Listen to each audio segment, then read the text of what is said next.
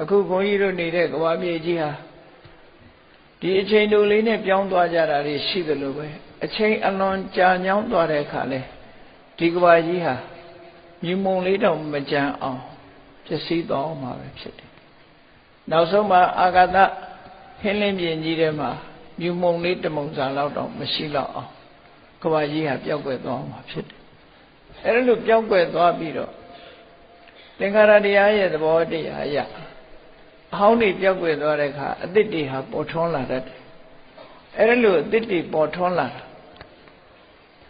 ကဘာကြီးကမီးလောင်၍ဖြစ်စေအခုဘုန်းကြီးတို့နေတဲ့သိပ္ပံဆရာတွေကတော့ Earth Planet လို့ပြောတယ်မြေကြီးဆိုတဲ့ကဘာချိုကြီးပေါ့ဒီလိုမြေကြီးရှိတဲ့အခုလိုကဘာချိုကြီးပေါင်းမြောက်များစွာရှိတယ်ဒါကိုစัจ java လအနန္တလို့ခေါ်တယ်ပေါ့အခုလိုလူပြည်ရဲ့မြင့်မို့တောင်ရဲ့မြင့်မို့တောင်ကိုဗဟိုပြုပြီးတော့မြင့်မို့တောင်ကဘာမှာလူပြည်မြင့်မို့တောင်အောက်ခြေမှာအတူရာနတ်ပြည်နဲ့မြင့်မို့တောင်ထိပ်မှာတော့တာဝရိန္ဒနတ်ပြည်မြင့်မို့တောင်ကဘာမှာလူပြည်နဲ့စတုမာရဲ့နတ်ဘုံဆိုတာပင်လယ်တွေဝန်းရံလို့ကျွန်းတွေထွန်းပြီးတော့အာဂတဟင်းလေးမြင်ကြီးထဲမှာရွေးရှားနေတာဟာဘူးကဘာကျိုကြီးလို့ဒီလိုခေါ်ကြတယ်အားလုံးလောကရပညာသင်ကြားတဲ့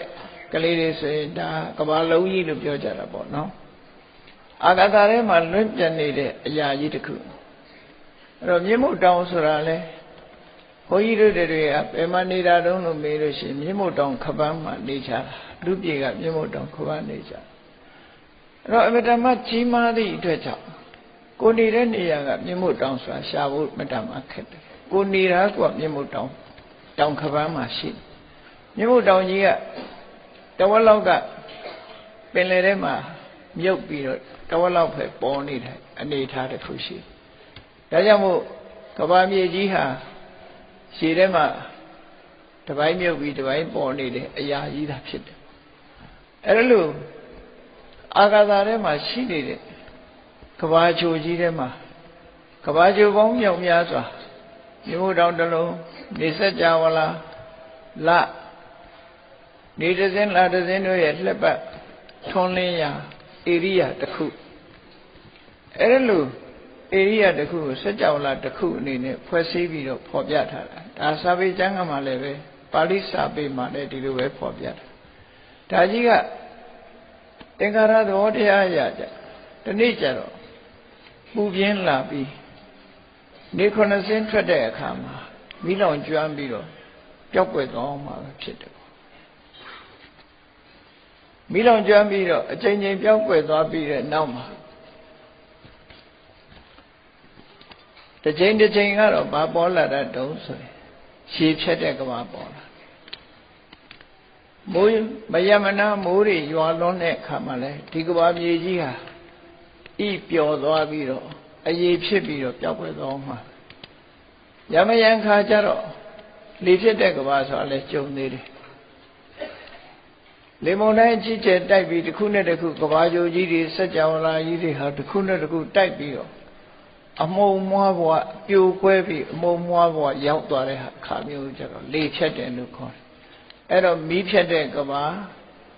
ရေဖြတ်တဲ့ကဘာလေဖြတ်တဲ့ကဘာတနေ့တစ်ချိန်အလွန်ကြာညောင်းသွားတဲ့အခါမှာကဘာကြီးပျက်စီးပျောက်ကွယ်သွားမှာပဲဖြစ်တယ်ပေါ့အဲ့လိုကဘာကြီးပျက်စီးပျောက်ကွယ်သွားပြီးတဲ့အခါမှာ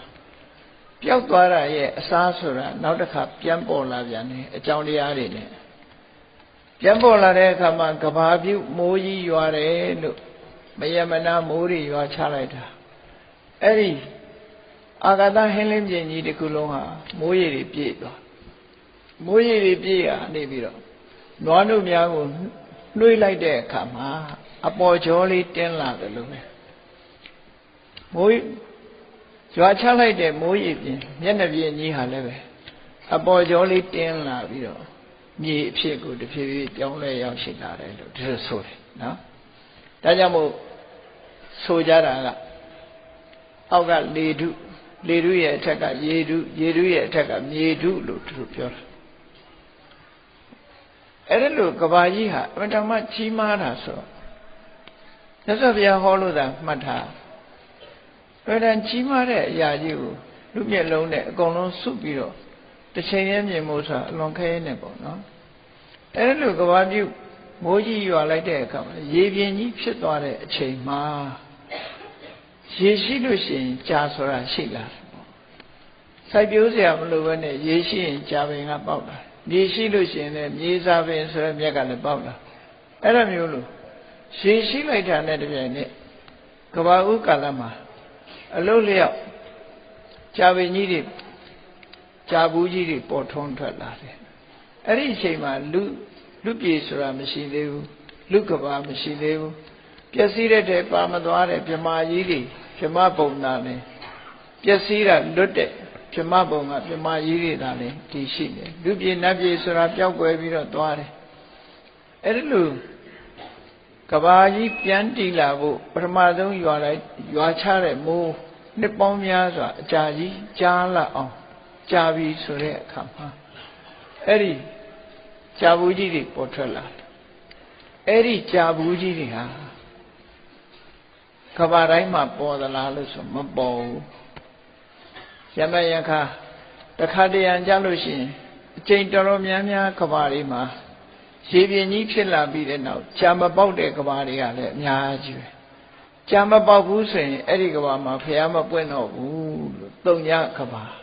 ဖျားမစိတ်သုံးတဲ့ကဘာအဖြစ်သတ်မှတ်ထားကြတယ်ပေါ့အဲ့ဒီရေပြင်ကြီးကဘာဥကာလ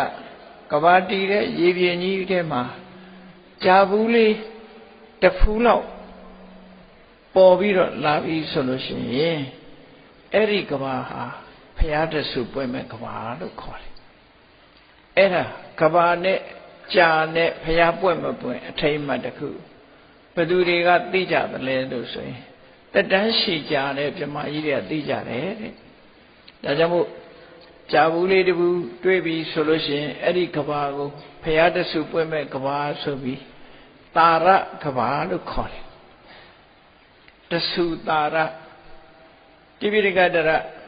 ဓမ္မဗန္ဒဂါရိကမင်းကုန်းဆရာတော်ဘုရားကြီးရေးတဲ့မဟာဗုဒ္ဓဝင်ဆိုတာကိုဖတ်ကြည့်တယ်အဲ့မဟာဗုဒ္ဓဝင်ထဲမှာ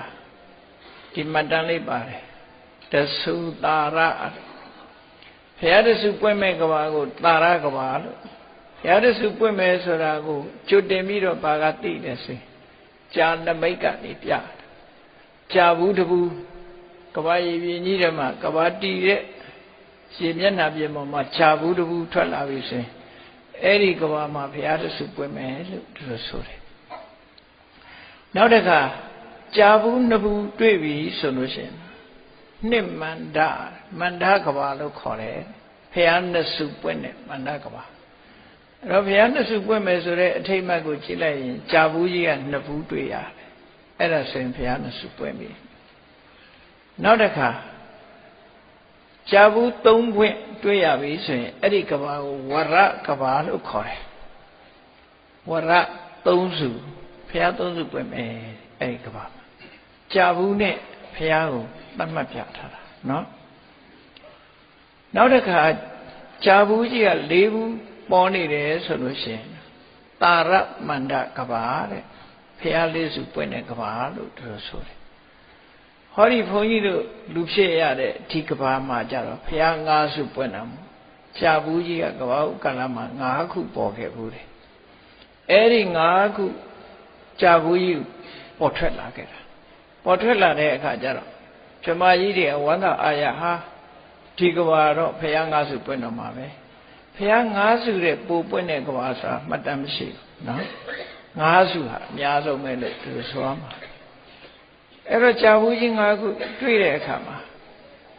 ဗြဟ္မာကြီးတွေကအဲ့ဒီကြာဘူးကြီးတွေကိုခူးယူသွားပြီးတော့သူတို့ဗြဟ္မာဘုံမှာတိမ့်ထားလိုက်တယ်ယူသွားကြအဲ့ကြာဘူးထဲမှာဘာတွေပါလာတော့ဆိုဘုရားလောင်းတွေတောထွက်လာတဲ့အခါမှာပရိက္ခရာ၈ပါးပရိက္ခရာ၈ပါးသင်္ကန်းတွေပါလာအဲ့ဒါကြောင့်မို့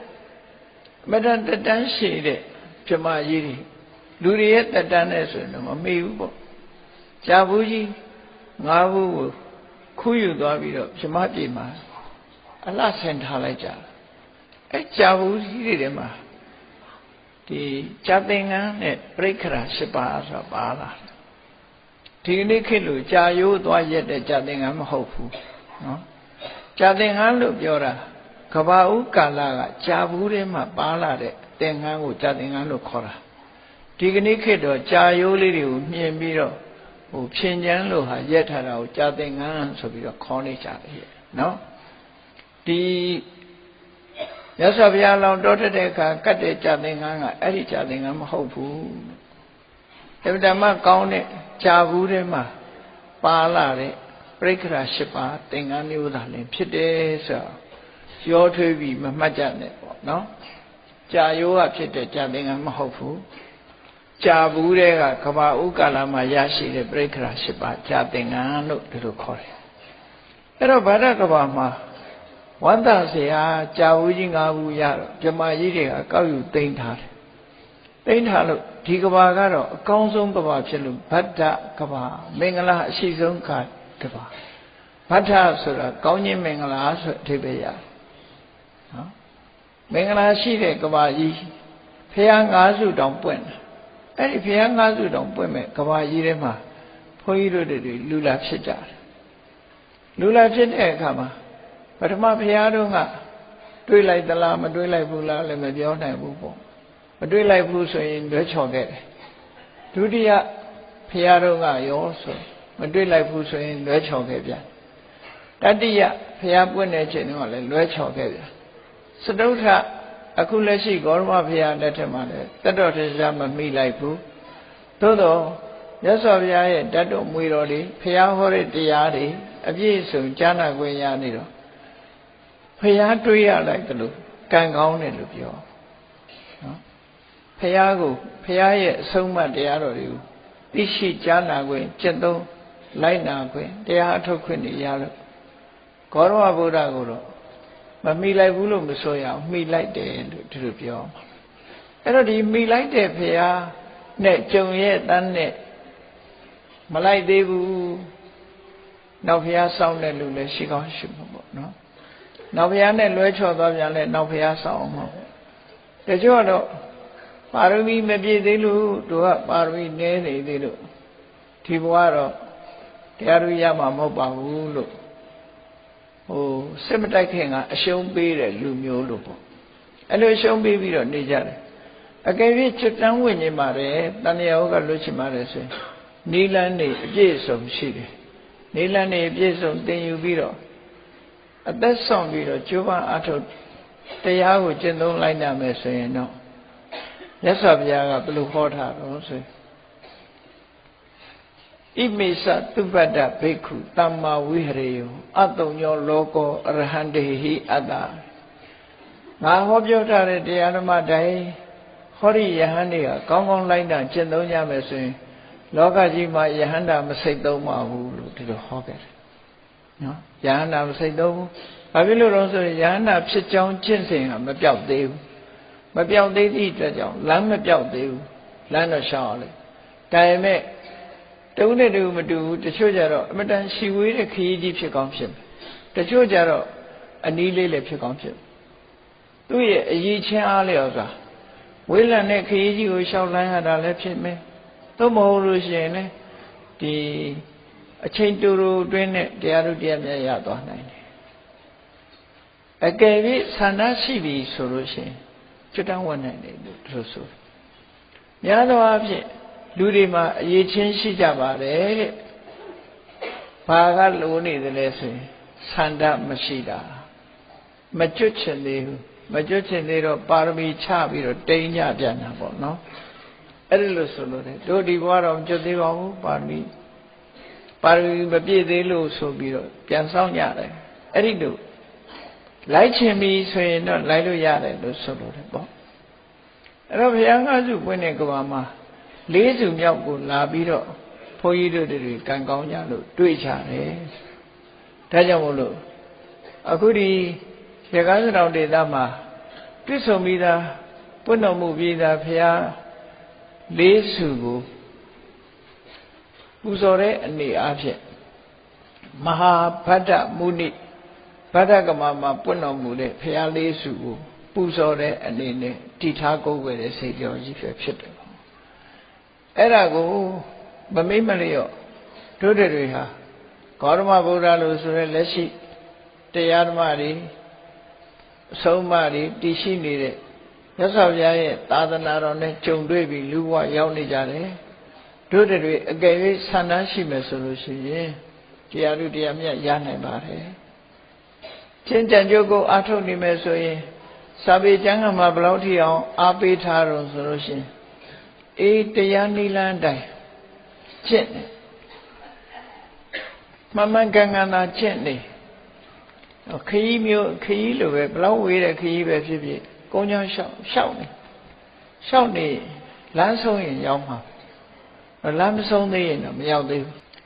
အေးဒီကနေ့အချိန်ရောက်လို့သေတော့မယ်ဆိုတာကိုလူကသိလာပြီဆိုတဲ့အခါမှာရင်းနစ်ပြီဆိုရင်တွေ့တာဖမ်းဆွဲတတ်တယ်လို့ပဲသေတော့မယ်ဆိုတဲ့အချိန်မှာဆွတ်လွတ်ပြီးတော့တရားကိုကျင့်တော့တာအဲ့ကြ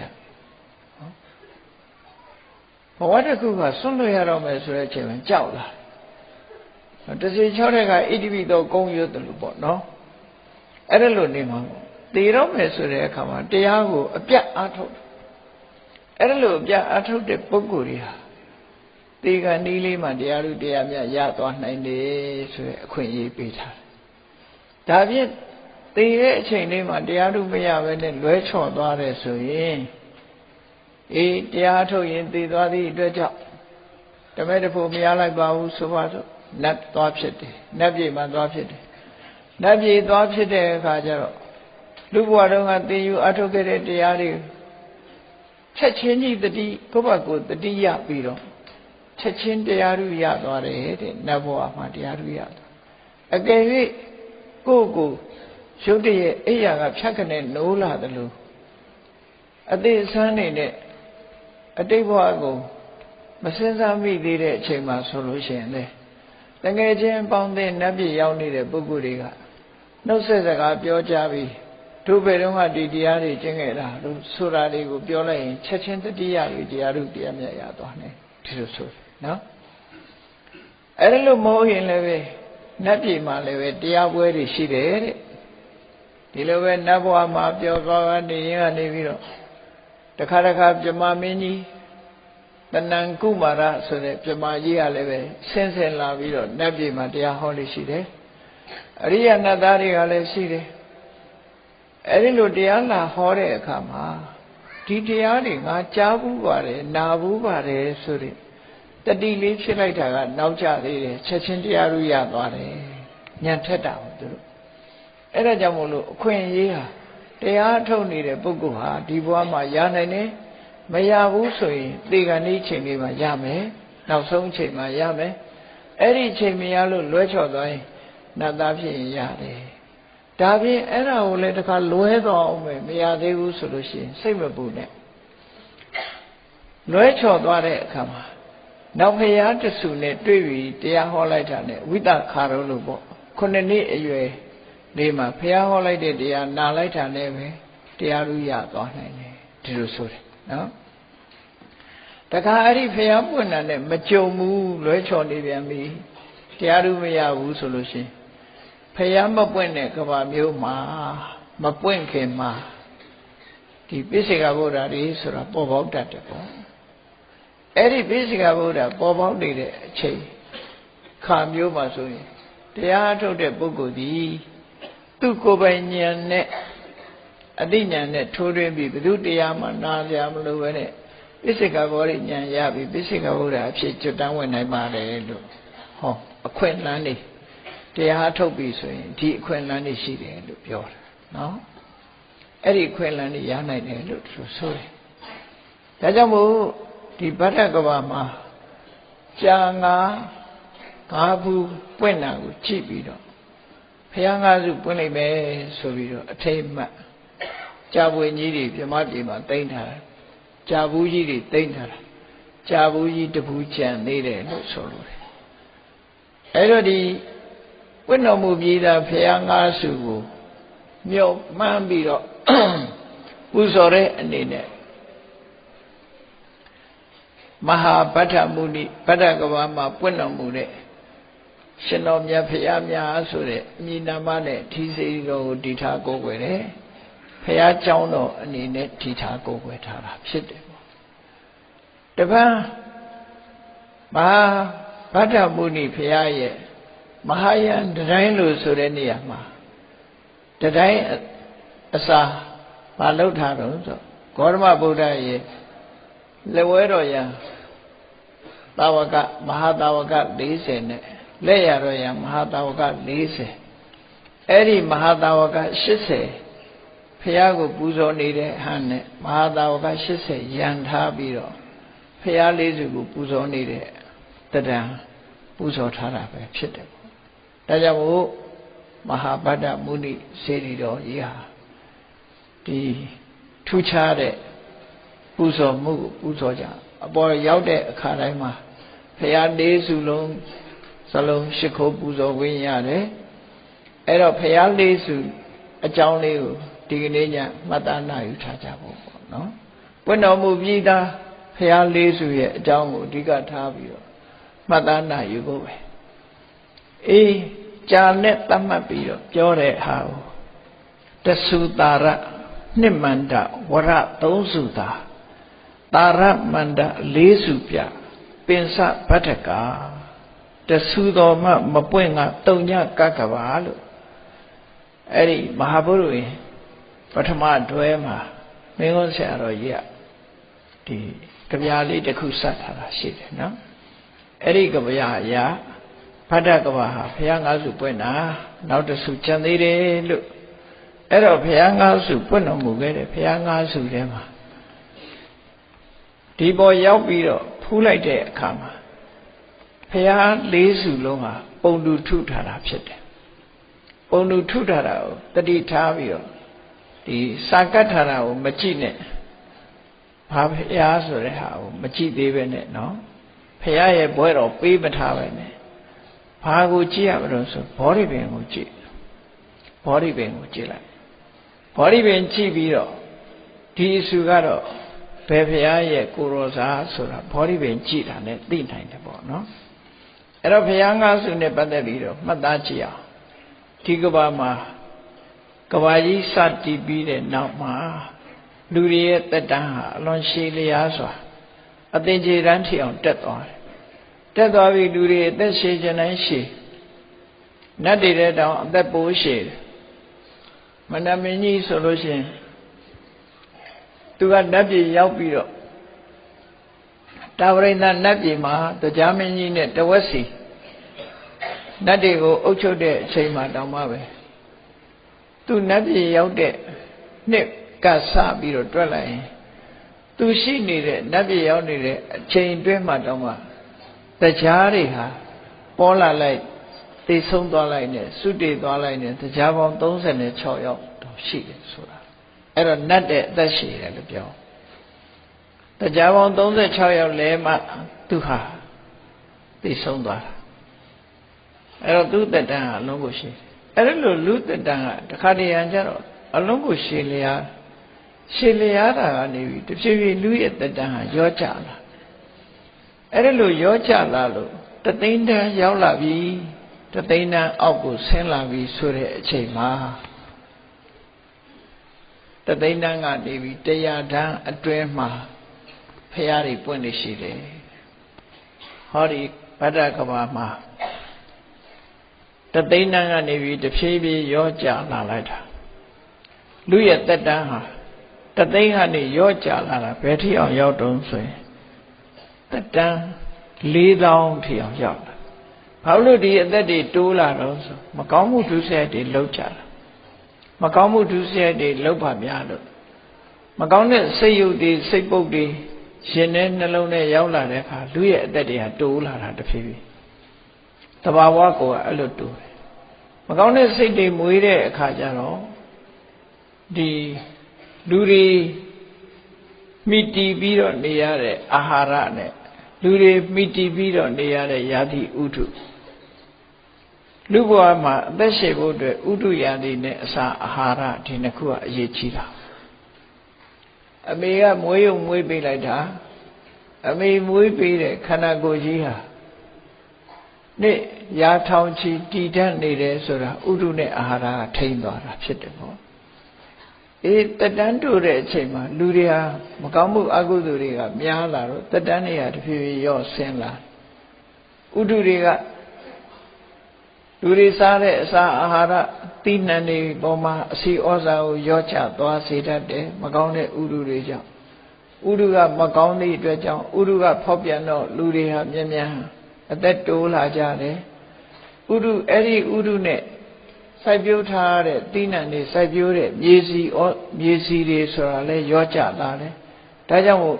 စားသုံးရတဲ့သီးနှံတွေကလည်းပဲအစီဩဇာရော့နေလာတယ်အဲ့ဒါကြောင့်လူရဲ့တက်တန်းဟာဆုပ်ယုပ်သွားတာလို့သူဆိုတယ်ကံနဲ့မဆိုင်ဘူးဒီနေရာမှာနော်ဥဒုနဲ့အာဟာရကြောင့်လူတွေရဲ့တက်တန်းဟာတဖြည်းဖြည်းရော့ကျဆုပ်ယုပ်ပြက်ပြားလာခဲ့တယ်အဲ့တော့လူတွေဟာအသက်4000တန်းရောက်လာ4000တန်းရောက်လာတဲ့အခါမှာကကုတ္တန္တမြတ်စွာဘုရားဒီကဘာမှာပထမဆုံးပွင့်တော်မူတဲ့ကကုတ္တန္တမြတ်စွာဘုရားအလောင်းဟာဘုရားဖြစ်သူရောက်ရှိလာခဲ့တယ်ဒါဖြင့်ကကုတ္တန္တဆိုတဲ့မြတ်စွာဘုရားဘုရားပွဲတော်ကိုလည်းမှန်အောင်ခေါ်နော်ကကုတ္တန္တခုံဆိုတာမပါဘူးနော်တချင်းစက်တဲ့လူတွေကအဲ့ဒီကကုတံကုံကောက်ကုတံလို့လည်းတချို့ကဆိုကြတယ်မဟုတ်ကောက်ကုတံလည်းမဟုတ်ဘူးနော်ကောက်ကုတံကုံနဲ့တချို့ကဆိုတယ်ကကုတန္တကကုတန္တပါဠိစကားကကုတန္တဆိုတဲ့မြတ်စွာဘုရားလူတွေရဲ့အသက်4000တန်းမှာပွင့်ပေါ်လာခဲ့တယ်ဘယ်မြို့မှာမွေးဖွားလဲလို့ဆိုခေမဆိုတဲ့မြို့မှာမွေးဖွားတယ်တဲ့ခမည်းတော်ကအဂိတတပုံနာပြမနာမြို့မှာမွေးတာဖြစ်လို့ခမည်းတော်ကအဂိတတမေတော်ကဝိတခါတဲ့နော်ဖယားမှန်လို့ရှိရင်လူသားဖြစ်သည့်အတွက်ကြောင့်ခမည်းတော်မေတော်မွေးဖွားရအရာအဲ့တော့ခေမဆိုတဲ့မြို့မှာအဂိတတနဲ့ဝိတခါတို့ရဲ့သားအဖြစ်ကကုတ္တန္တဘုရားအလောင်းဟာမွေးဖွားလာခဲ့တာဖြစ်တယ်တောထွက်ပြီးတရားကျင့်တာတရားဓုတရားမြတ်ရတဲ့တစ်ပင်ကတော့ကုတ်ကုတ်ပင်တဲ့ဒီကနေ့ကုတ်ကုတ်ပင်ကိုလူတွေကဘောဓိပင်လို့တော့မသိချတော့ဘူးလေဒီဗဒ္ဒကဘာမှာဘောဓိပင်အဖြစ်ကနေပြီးတော့လျောကျသွားတယ်လို့ပြောမှာဒီကနေ့တော့ထင်းခုတ်ဆိုင်နေချာကုတ်ကုတ်ပင်မှာကကုတ္တန္တမြတ်စွာဘုရားပွင့်တော်မူဒါကြောင့်ဘုရားသွားဖူးတဲ့အခါမှာကုတ်ကုတ်ပင်အောက်မှာပွင့်တော်မူတဲ့ဘုရားကကကုတ္တန္တမြတ်စွာဘုရားတေချာကြည့်ရင်ကုတ်ကုတ်ရွက်တွေ့လေနော်အဲ့ဒါကကုတ္တန္တမြတ်စွာဘုရားတဲ့အဲ့တော့4000တန်းမှာဆိုရင်လူတွေရဲ့အရက်မောင်းကအဲ့ဒီအချိန်မှာဘယ်လောက်ရှိတုံးလို့ပြောမယ်ဆိုရင်ဒီကနေ့ခေတ်အတောင်နဲ့လားသူတို့အတောင်နဲ့လားတွက်ကြည့်မယ်ဆိုရင်အတောင်40ရှိတယ်အရက်မောင်းကရှိခဏခေတ်နဲ့ပြောမယ်ဆိုရင်လူရဲ့အတောင်နဲ့တွက်လို့ရှိရင်တောင်40အရက်မြင့်နဲ့တဲ့အသက်ကတော့4000တန်းမှာပေါ့ဘုရားဖြစ်သူရောက်တဲ့အခါမှာတပိသာဝကတွေအစည်းအဝေးသာဝကတဏိပါဒလို့ဆိုရဲအစည်းအဝေးမြတ်စွာဘုရားဟာတပိတွေထဲမှာအတော်ဆုံးတပိတွေကိုဧကသာဝကယာဓုပေးတယ်နော်ဘာကြောင့်ဧကသာဝကယာဓုပေးရတော့ဆိုတရားဟောဖို့အလုပ်ဆိုတာအလုပ်တစ်ခုလုပ်ရတယ်အရေးချင်းဟာအတ္တမအရေးကြီးတယ်ပေါ့အရေးချင်းအသက်နဲ့မဆိုင်ဘူးအရေးချင်းနဲ့ဆိုင်ဒါမို့တရားဓမ္မဟောပြောတဲ့အခါမှာမြတ်စွာဘုရားမဟောနိုင်တဲ့အခါသို့မဟုတ်မအားလတ်တဲ့အခါသို့မဟုတ်မြတ်စွာဘုရားရဲ့ကိုယ်စားဘုရားကဲ့သို့ဘုရားနီးပေးလိုက်တဲ့ဟာကိုဟောပြောပေးနိုင်တဲ့ပုဂ္ဂိုလ်သူပုဂ္ဂိုလ်မြတ်တွေ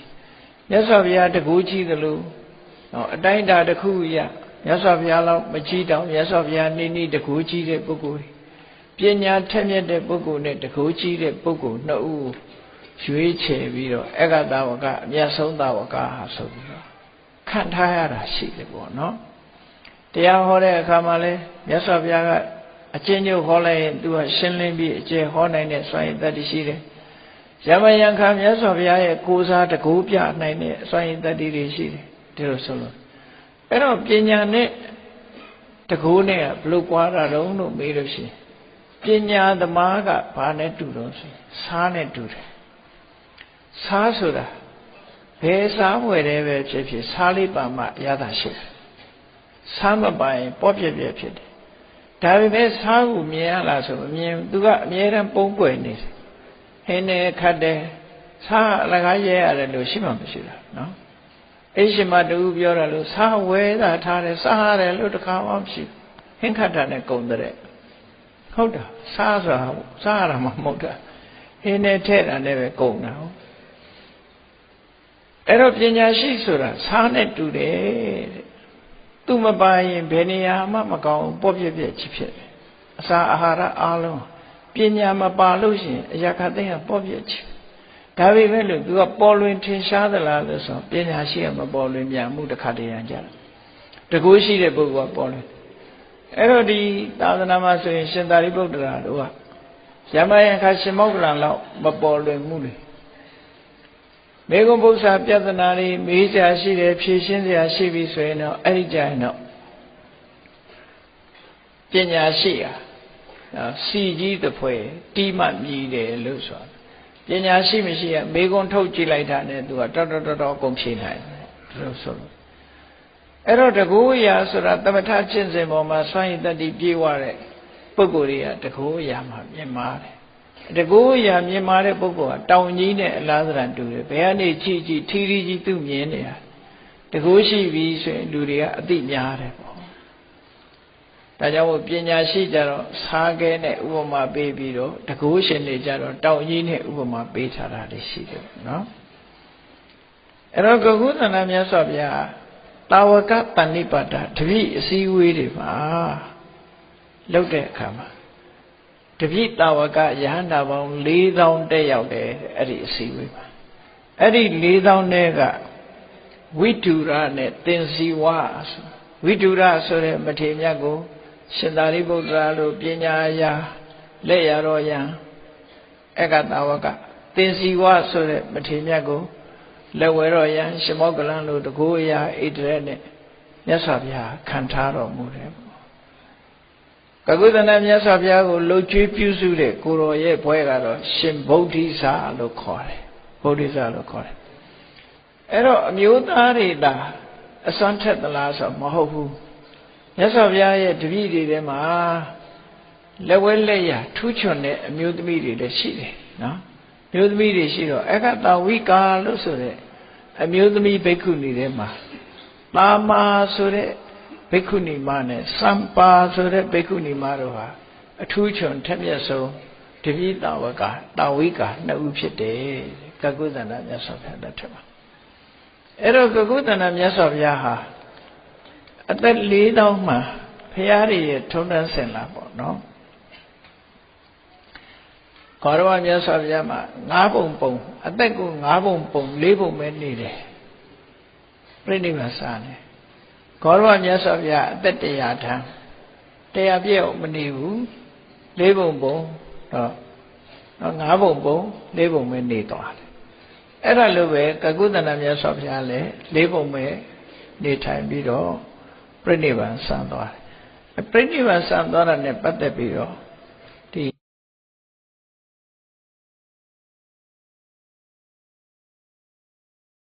နာရိ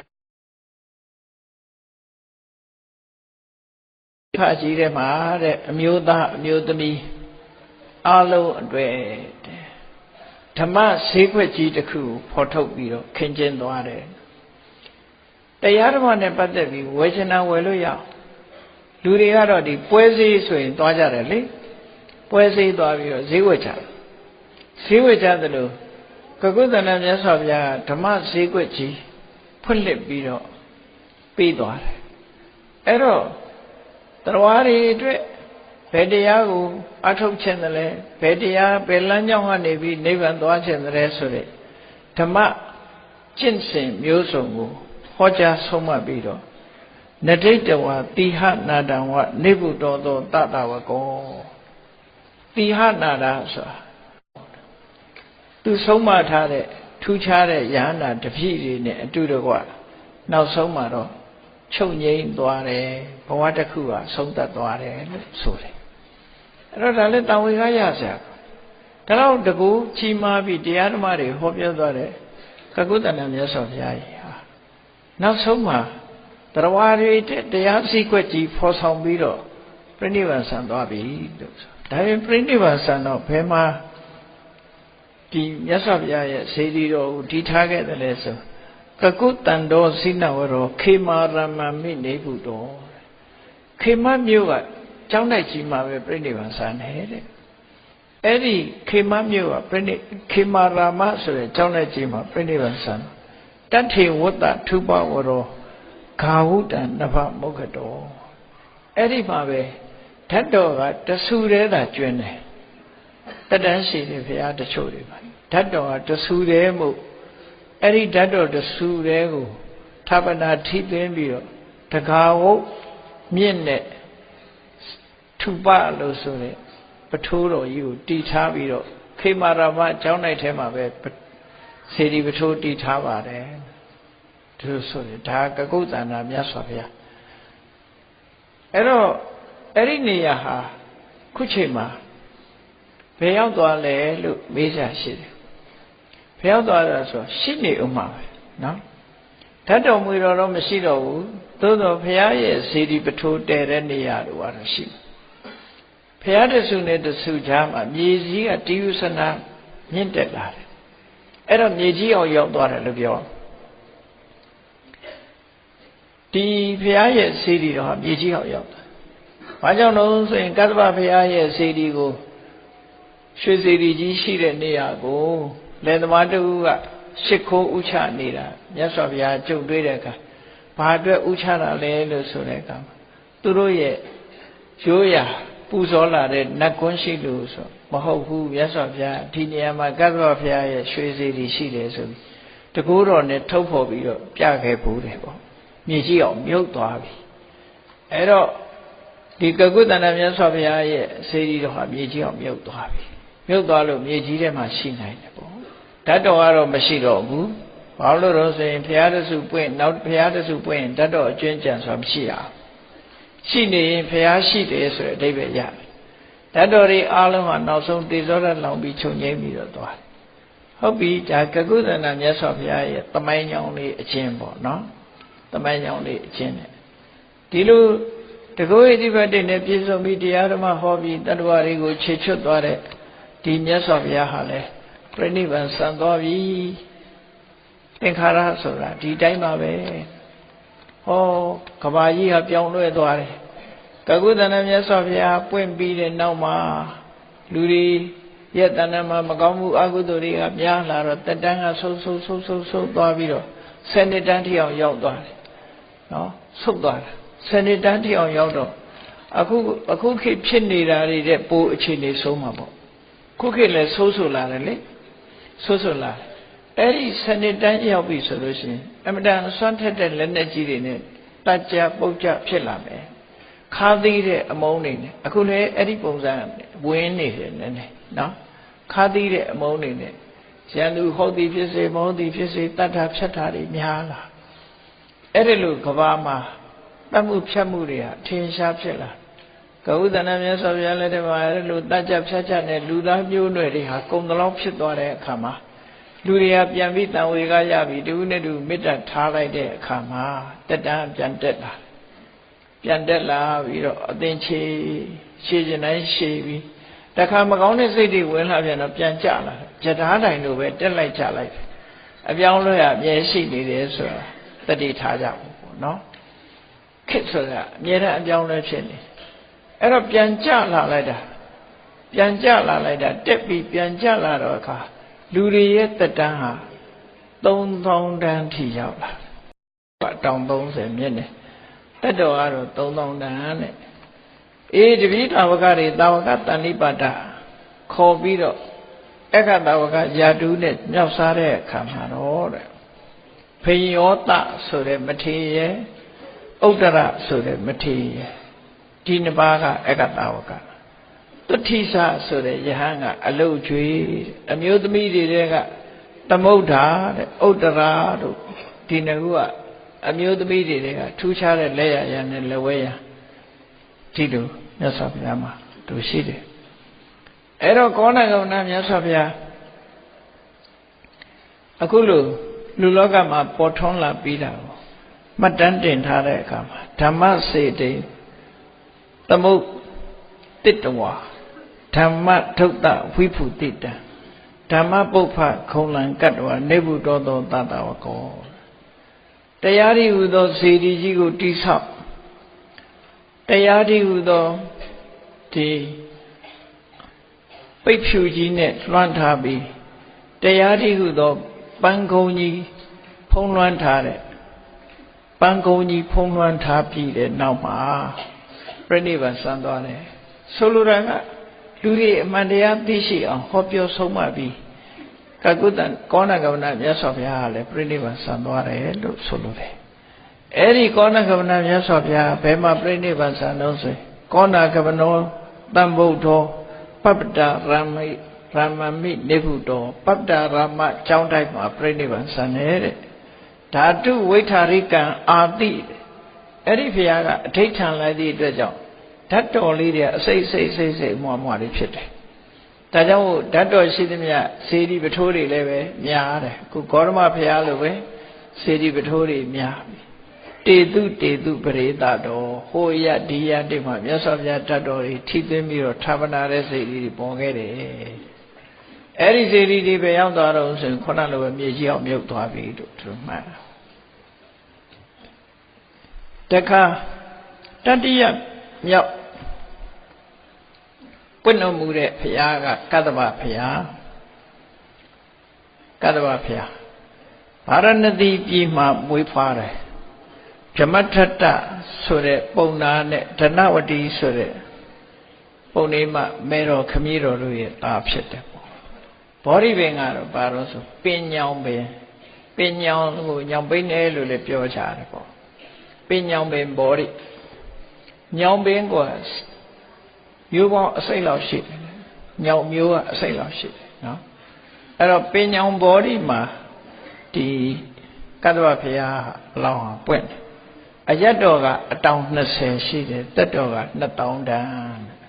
ဒါနော်ခုနလိုပဲ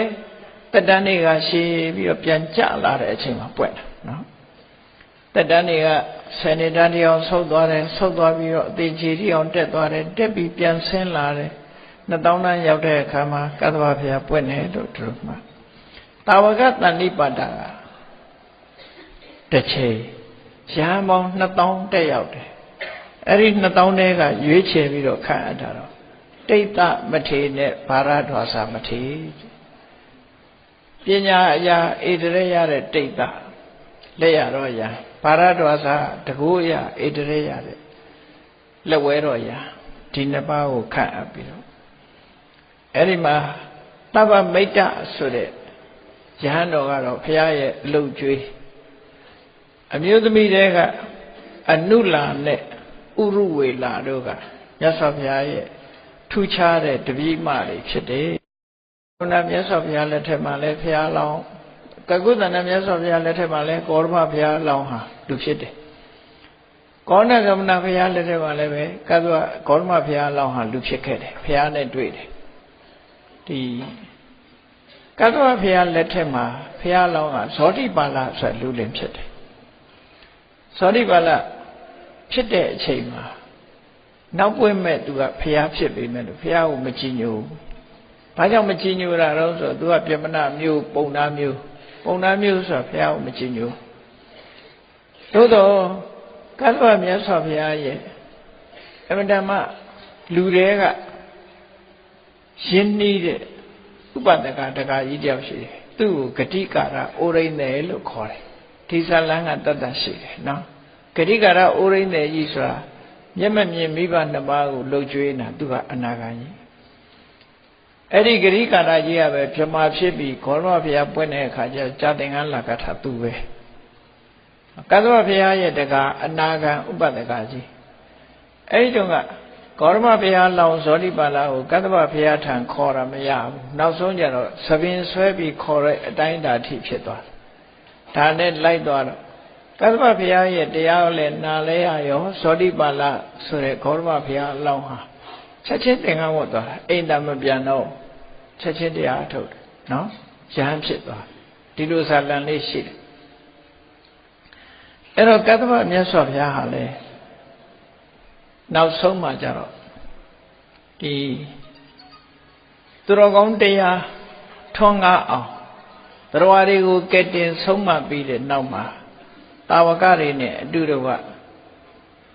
ပြိဋိဘံဆံတော်မူသွားတယ်တဲ့ပြိဋိဘံဆံတော့မဟာကတ္တဘောစီနောတတ္ထာတေတဗျာရမမိနေဖူတော်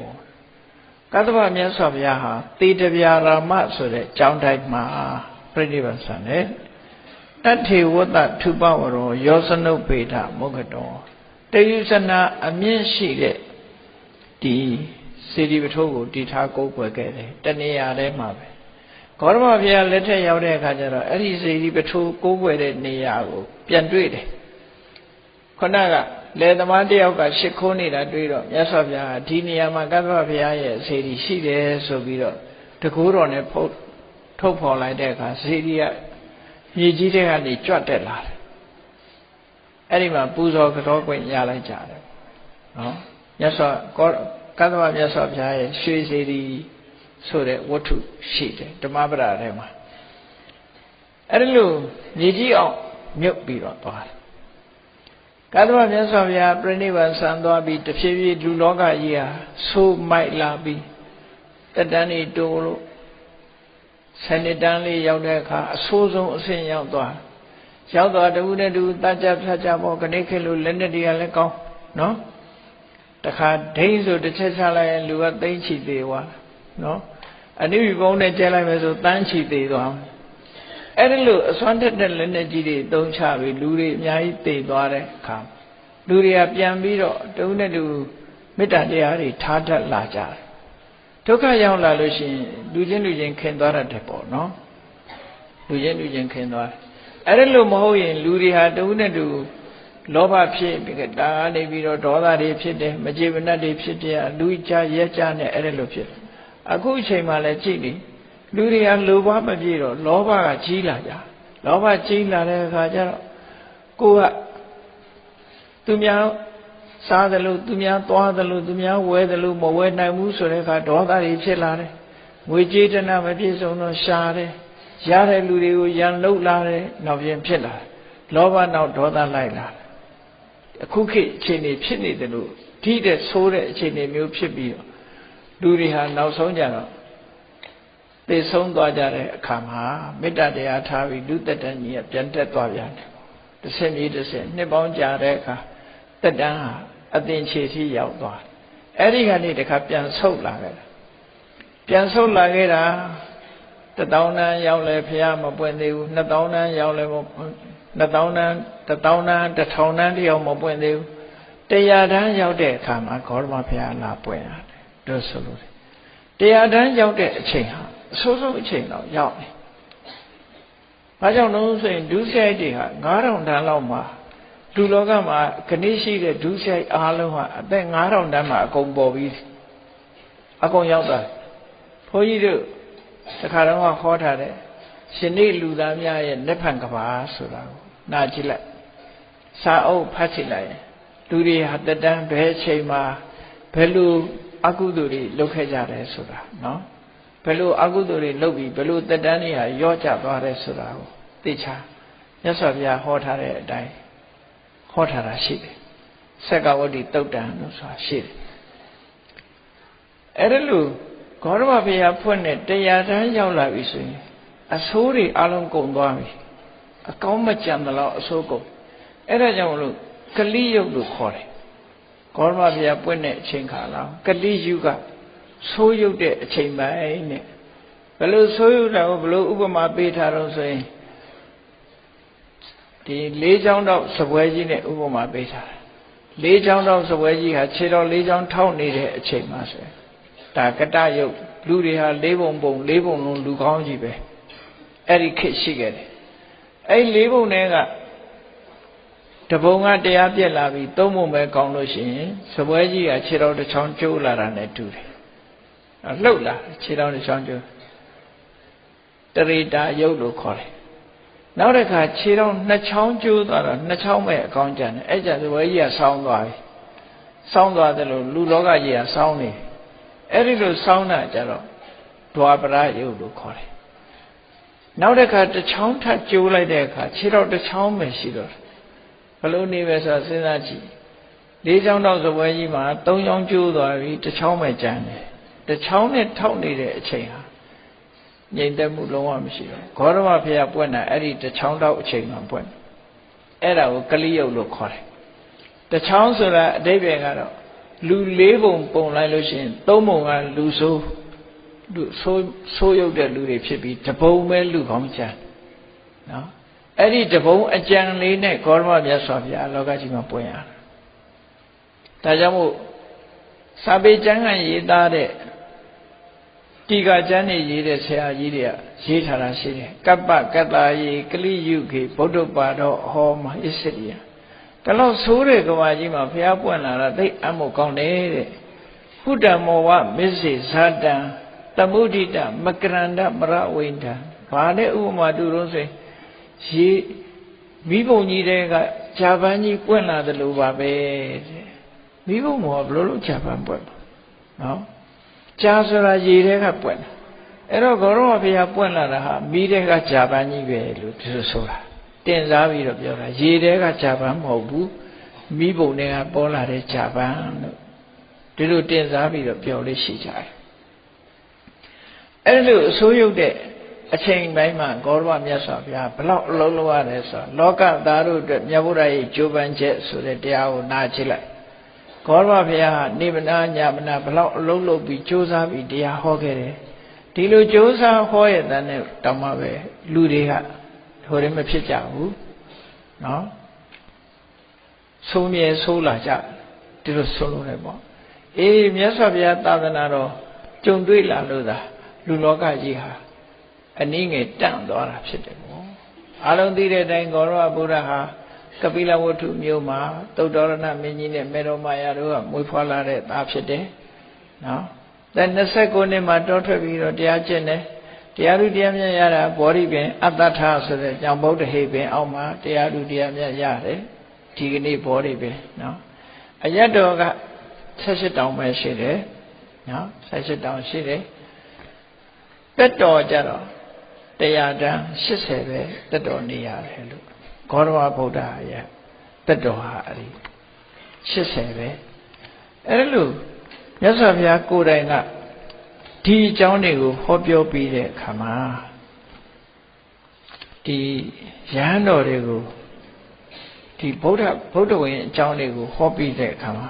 မြတ်စွာဘုရားကပြောတော့ထပယိတဝါနဓမ္မုတ်ကံပစ္စိမံသနဘောဓနံငါမရှိတဲ့နောက်မှာတဲ့လူတွေငါမရှိမှဖြစ်ပေါ်လာကြတဲ့လူတွေနတ်တွေသိရှိနားလည်ဖို့ရအတွက်ငါဓမ္မမီးရှူးကြီးကိုထွန်းထားခဲ့မယ်သာသနာကိုထွန်းထားခဲ့တာပြောနော်ဓမ္မအယောင်ကြီးကိုငါမရှိတဲ့နောက်မှလူဖြစ်လာကြမဲ့ပုဂ္ဂိုလ်တွေအတွက်ဓမ္မမီးရှူးကြီးကိုမီးရှူးတစ်ဆောင်ကြီးကိုငါထွန်းညှိထားခဲ့မယ်ထွန်းညှိထားခဲ့မယ်ငါလည်းပဲမကြခင်ပြိဋိဘံဆံရမယ်လို့ဒီဘုရားဝင်အကြောင်းတွေကိုဟောပြောပြီးတော့ဂေါရမမြတ်စွာဘုရားလူပြောတော့ထပယိတဝါနဓမ္မုတ်ကံဓမ္မုတ်ကံဓမ္မမီးရှူးလိုက်ကြီးကိုထပယိတဝါနအလင်းပေးဖို့တည်ထိုင်ထားပြီးတဲ့နောက်မှာဒီလိုတိတ်တယ်ပစ္စည်းမံဇနဘောဓနာနောင်လုံတောင်သားဖြစ်ပေါ်လာမဲ့ပုဂ္ဂိုလ်တွေကိုအသိဉာဏ်ပေးဖို့အတွက်အလင်းရောင်ပေးဖို့အတွက်မိရှုတိုင်ကြီးကိုငါထွန်းထားခဲ့မယ်အခုမြတ်စွာဘုရားရဲ့အဆုံးအမတရားတော်တွေဟာမိရှုတိုင်ကြီးတွေပဲဒီတရားတွေကိုနာယူပြီးတဲ့အခါမှာကုသိုလ်အကုသိုလ်လောက်ကောင်းတာနဲ့မလောက်ကောင်းတာခွဲခြားသိတယ်ဒီလောကအပြစ်ရှိတယ်ဒီလောကအပြစ်မရှိဘူးဆိုတာခွဲခြားသိတယ်မြတ်စွာဘုရားရဲ့ကျေးဇူးတရားတွေအလုံးများမိရှုတဆောင်အလင်းရောင်ကြီးထဲမှာနေလို့သာဘုန်းကြီးတို့တွေဟာဒါကလောက်ကောင်းတယ်ဒါမလောက်ကောင်းဘူးဒါကကုသိုလ်ဒါအကုသိုလ်ဆိုခွဲခြားသိနိုင်တာဖြစ်တယ်ပေါ့အဲ့ဒါလို့လုပ်ပြီးတော့မြတ်စွာဘုရားပြိဋိဘံဆံသွားတယ်တက်တော်80ရဲ့မှာအဲ့ဒီမြတ်စွာဘုရားအခုဒီဘုရားပြိဋိဘံဆံပြီးတဲ့အခါမှာ နောက်ကြတော့လူရဲ့တတ္တဟအခုလိုတဖြည်းဖြည်းကျလာပြီကျလာပြီးရင်ပြန်တက်မယ်ပြန်တက်ပြီးပြန်ပြီးတော့ကျလာတဲ့အခါမှာလူအသက်8000တန်းမှာအရိပတယဆိုရယ်မြတ်စွာဘုရားပွင့်တော်မူမှာဖြစ်တယ်တဆူနဲ့တဆူကြားမှာမြေကြီးကတယုဇနာမြင့်တက်သွားတယ်လို့ပြောဆိုအဲ့တော့တယုဇနာမြင့်တက်သွားလို့ရှိရင်အရိပတယဘုရားပွင့်တဲ့အခါတချို့တောင်တွေကမြုပ်သွားတယ်နော်မြေကြီးကမြင့်ဘာကြောင့်မြင့်တာတော့ဆိုတာမြေကြီးပေါ်မှာကျွေးကြတဲ့တည်ရွက်တွေတို့ဘာတွေတို့ဆိုတာရှိတယ်မဟုတ်လားလူသေးတွေမြုပ်တာလဲမြေကြီးကတက်လာတာပဲလေအဲ့တော့တဖြည်းဖြည်းမြေကြီးကမြင့်တက်လာဒါကြောင့်မို့လို့အခုဗမာပြည်မှာတောင်ဗမာအစမြန်မာအစတကောင်းကဆိုတကောင်းမှသွားတူးဖော်တဲ့အခါပြုခိကလူတွေမြုပ်ထားရတဲ့အိုးတွေတွေ့နေလေနော်10တောင်လောက်10ပေလောက်နဲ့တဲ့တွင်ထဲမှာသွားတူးမြုပ်ဟလင်းမှာဆိုလို့တူးဖော်ရမြုပ်တွေ့တာပဲလေပကံမှာလည်းတူးဖော်တာတွေ့တာအိန္ဒိယနိုင်ငံဗုဒ္ဓဂယာဘုရားသွားဖူးတဲ့လူတွေတွေ့လိုက်ပြီဗုဒ္ဓဂယာဘုရားကြီးကမြေကြီးအောက်ကတူးထားတာလေခြိုက်ကြီးတဲ့မှာအဲ့ဒါတူးဖော်ထားတာပဲအဲ့ဒါလိုပဲမြေကြီးအောင်ရောက်ပြီးတော့ပျောက်ကွယ်သွားကြမှာပဲအေးတရားချစ်ခင်သူတော်စင်ပြိဿအပေါင်းတို့လောကမှာဘယ်ရာမှမြဲတာမရှိဘူးဘယ်ရာမှမမြဲဘူးဆိုတာကိုဟောဒီဘုရား၄စုလုံးဟာဟောပြောခဲ့တာဖြစ်တယ်ကကုသနာမြတ်စွာဘုရားကလည်းဘယ်ရာမှမမြဲဘူးလို့ဟောတယ်ကောဏကမဏမြတ်စွာဘုရားကလည်းဘယ်ရာမှမမြဲဘူးလို့ဟောတယ်ကောရတသဝမြတ်စွာဘုရားကလည်းဘယ်ရာမှမမြဲဘူးလို့ဟောတယ်ကောရမမြတ်စွာဘုရားကလည်းဒီတိုင်းပဲဟောတယ်ဒါကြောင့်မို့ဝေယဓမ္မသင်္ခါရအပ္ပမဒေနတမ္ပါရိဋ္ဌအရာခသိန်းဟာပြောင်းလဲပျက်စီးတတ်တဲ့သဘောဖြစ်လို့သင်္ခါရမှန်တယ်ပြောင်းလဲပျက်စီးတာဖြစ်သောကြောင့်မမေ့မလျော့နဲ့ကြိုးစားကြလို့ဆိုတဲ့မြတ်စွာဘုရားတဲ့ဟာတတိပေးဆုံးမခဲ့တာဖြစ်တယ်တရားချစ်ခင်သူတော်စင်ပြိဿအပေါင်းတို့ထိုဘုရားရှင်ကိုရမြတ်တို့ဆုံးမခဲ့တဲ့အဆုံးအမဩဝါဒတွေကိုနိုင်ယူမှတ်သားပြီးကိုယ့်ဘဝကိုယ်လမ်းကြောင်းမတိမ်ဆောင်းအောင်တို့တွေကြိုးစားအားထုတ်ကြရမှာဖြစ်တယ်အလွန်ကံကောင်းသည့်အတွက်ကြောင့်နော်ငါးစုဗုဒ္ဓဗတ္ထဤကဘာမှာတို့တွေဟာလူလာဖြစ်ကြတာဖြစ်တယ်လို့တတိတရားကြီးစွာထားပြီးမြတ်ဗုဒ္ဓရဲ့အဆုံးအမသာသနာထင်ရှားရှိနေသမျှအချိန်လေးမှာအချိန်ယူပြီးတော့ကြိုးစားအားထုတ်နိုင်ကြပါစေကုန်သတည်း